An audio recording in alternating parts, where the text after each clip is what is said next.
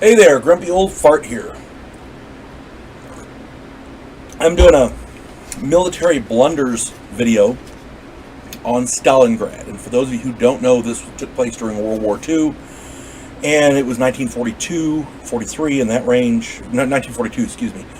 And this was a major defeat for the German army. Not because of their tactics or their strategies or their people, but because of their logistics, and it fell down to one person, and I'm going to get to it here in a minute. One of the downfalls of being a leader, a military leader, is that you have to rely on the word of the commanders under you regarding the capabilities of their troops. So if a commander says, I can do this and this and this, you have to take him at his word. And if he can't do it, that's on him. But you could lose because of it. See what I'm saying? You have to have the right people under you in the right positions. Picking good leaders to work under you is the mark of a good leader, a good commander. I saw an interesting debate the other day. Glenn Beck, or not really a debate, but a conversation. Glenn Beck and Bill O'Reilly. Glenn Beck was saying that the people under Joe Biden and the Biden administration are intentionally trying to destroy America. O'Reilly argued and said, no, they're just incompetent. My contention is the only way you could put people so incompetent in positions of power like that is if you intentionally wanted to destroy the country. That goes right in line with this. If you don't have the right military commanders under you doing the right things, giving you the proper information, bad information will kill an entire army. Here we go.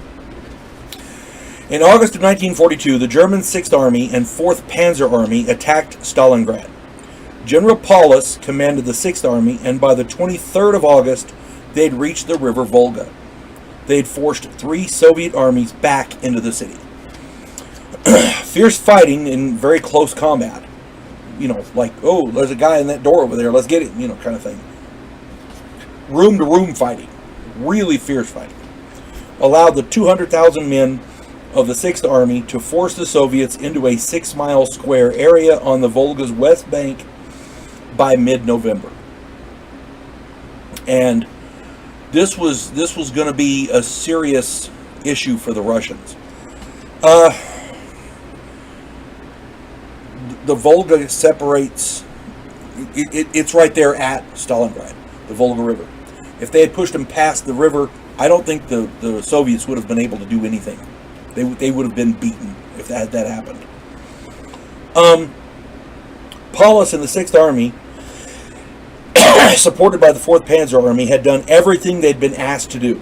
Objectively speaking, because I don't like their politics, but Nazis. But objectively speaking, they'd outfought the Soviets splendidly. They had done a wonderful job. They had done what they were asked to do. The only reason the Soviets hadn't been pushed beyond the Volga is that Stalin kept pouring hundreds of thousands of men into the fight. He just kept pouring guys in there. You know, you can only reload so fast, is what it boils down to. On 19 November, a massive Russian encirclement operation was launched. They had all these guys beyond the Volga, and they moved around on either side, and they were going to come in and encircle the Germans and cut them off. That was the idea. In 4 days, by November 23rd, the pinchers were closing shut. Hitler had 2 options. Okay, option A, have Paulus break out to prevent being cut off, turn and come back and withdraw. Option B, have Paulus stay and fight to hold the city. Now, here's the crucial part I'm getting at. Hermann Göring, commander of the Luftwaffe, the German Air Force, guaranteed Hitler that his planes could airdrop supplies and maintain the 6th Army to allow them to continue to fight. He guaranteed he could supply them. So Hitler ordered Paulus to stay and fight. He was winning. Why would he withdraw if he knew he could get troops, supplies to his troops? They got to have ammo. They got to have fuel for their vehicles. They got to have, warm clothing and food. If he knew he could get those supplies in there, why would he withdraw? He'd done so well, right? Here's the kicker. Goering's Air Force rarely managed to exceed 80 tons of supplies each day, which was just a bare fraction of what was needed. What people don't realize is that the more advanced an army gets, the more supplies it needs to continue. Guns need bullets, tanks and trucks need fuel, artillery needs shells, and so on and so forth. Your guys have to eat. By February 2nd, the 6th Army had surrendered. They couldn't maintain. They were ordered to stay and fight, and they had no way to continue fighting. 100,000 of them had died, and 100,000 of them had surrendered. It was one of the biggest losses in history. This crushed the myth of German invincibility and was the turning point that put the Nazis on the defensive in World War II. This was such a defeat. I don't understand why Hermann Goering wasn't taken out and shot. Given Hitler's reputation, he probably should have been. My contention is this entire debacle falls squarely on Hermann Goering. A lot of people tend to blame Hitler. Don't take a step back. Don't take a step back. Keep fighting. Keep fighting. He didn't know when to retreat. He was assured by his Air Force commander that they could supply the troops with airdrops. Why would you have them pull back? They were doing so well.